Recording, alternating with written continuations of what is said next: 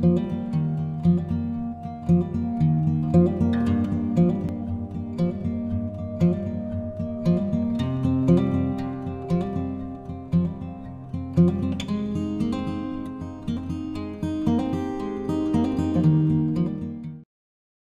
syukur karena pada hari ini sekali lagi dengan renungan harian kita. Semoga kita akan bertambah, bertumbuh kuat, beriman kepada Tuhan. Judul renungan kita adalah perbuatan versus percakapan. Dan ayat renungan di dalam Roma 5 ayat 8. Akan tetapi Allah menunjukkan kasih-Nya kepada kita. Oleh karena Kristus telah mati untuk kita ketika kita masih berdosa. Sahabat-sahabat, saudara semua, jika saya dapat menghasilkan sesuatu dengan menggunakan suatu ledakan, saya akan melakukannya. Demikianlah semboyan seorang guru kimia, Susan Wilson, yang pernah mendapat penghargaan sebagai guru sains pada tahun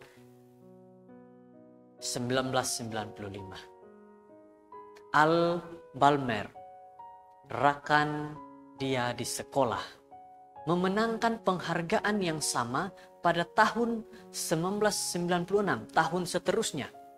Langit-langit di ruang kelasnya ditandai dengan bekas-bekas letupan yang diluncur dari botol-botol soda, dan pada dinding-dindingnya penuh dengan benturan kereta yang digerakkan dari jebakan tikus.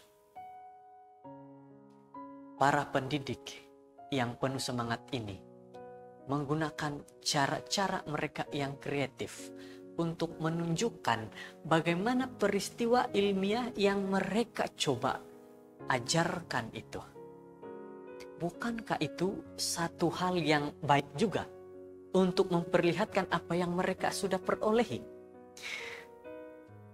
Saudara-saudara, saya telah berusaha menunjukkan kepada murid-murid bagaimana saya ini jatuh hati pada fisik, kata Balmer, dan bagaimana fisik berkaitan dengan kehidupan bagi mereka. Kasih yang sesungguh-sungguh tidak cukup dinyatakan hanya dengan kata-kata.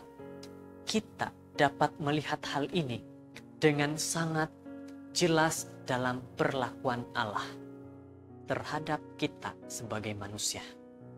Jadi saudara-saudara semua, Paulus, di mana dia menuliskan Allah menunjukkan kasih-Nya kepada kita oleh karena Kristus yang telah mati bagi kita ketika kita masih berdosa.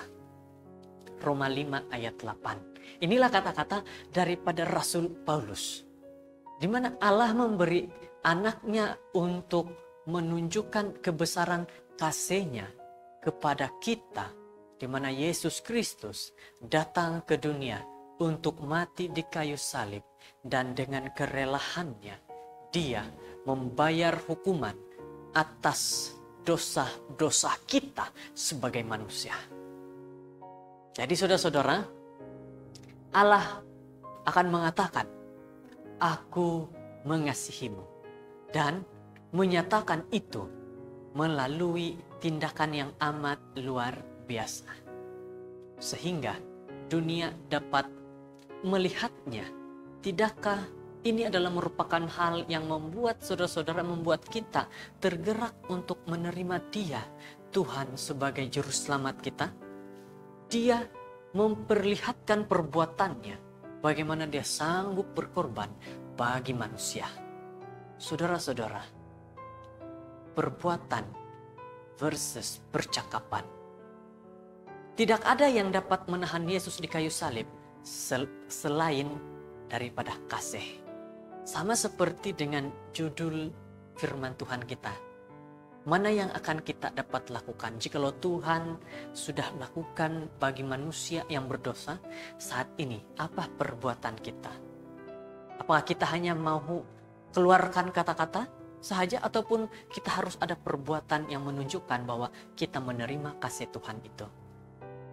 Saudara-saudara, inilah renungan kita. Semoga memberi kita nasihat pada hari ini. Semoga ini memberikan kepada kita kekuatan lebih dekat kepada Tuhan. Terima kasih, kiranya Tuhan memberkati. Shalom.